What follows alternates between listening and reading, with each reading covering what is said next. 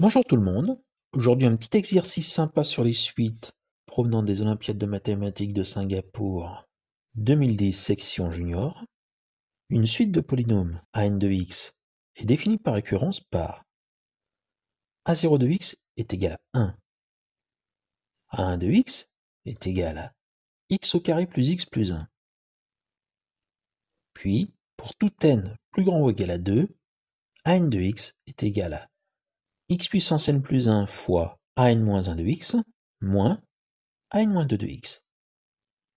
Par exemple, on va voir que a2 de x égale x au carré plus 1 facteur de a1 de x moins a0 de x, qui nous donne x puissance 4 plus x au cube plus 2x au carré plus x, puis a3 de x, qui est égal à x au cube plus 1 facteur de a2 de x moins a1 de x, qui nous donne x puissance 7 plus x puissance 6, plus 2 fois x puissance 5, plus 2 fois x puissance 4, plus x au cube, plus x au carré, moins 1. Question. Trouver A 2010 de 1. Alors on a une suite de polynômes, mais nous ce qui nous intéresse c'est A 2010 de 1 qui est un nombre. Donc, ce qu'on va faire, on va définir la suite Pn pour n plus grand ou égal à 0 qui est définie par Pn est égal à An de 1. Pourquoi? Eh bien, Pn est une suite numérique, c'est-à-dire de nombres, qui vérifie P0 égale 1, P1 est égal à 3, et enfin Pn est égal à 1 puissance n plus 1 fois Pn moins 1 moins Pn moins 2, et ceci pour tout n plus grand ou égal à 2.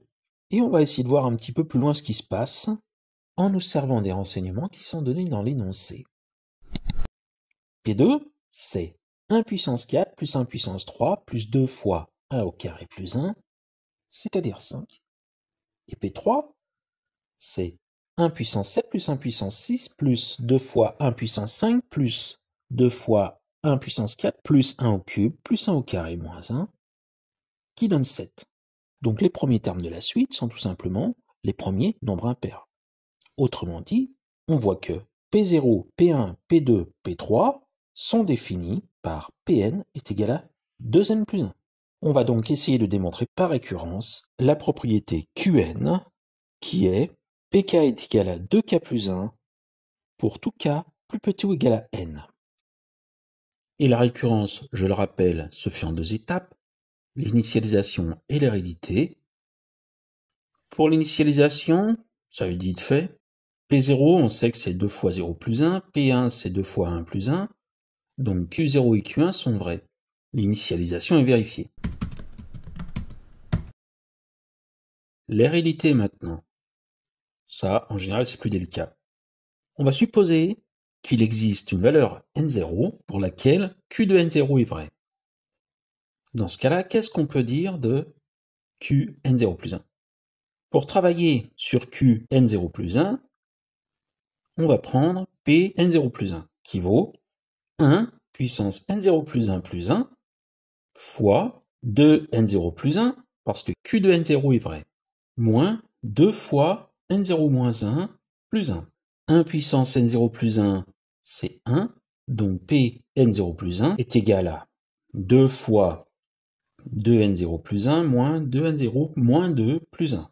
Je finis de développer et d'ordonner, j'obtiens que P n0 plus 1 est égal à 2n0 plus 3, et 2n0 plus 3 c'est 2 fois n0 plus 1 plus 1, Qn0 plus 1 est donc vrai, et l'hérédité est vérifiée. L'initialisation et l'hérédité sont vérifiées.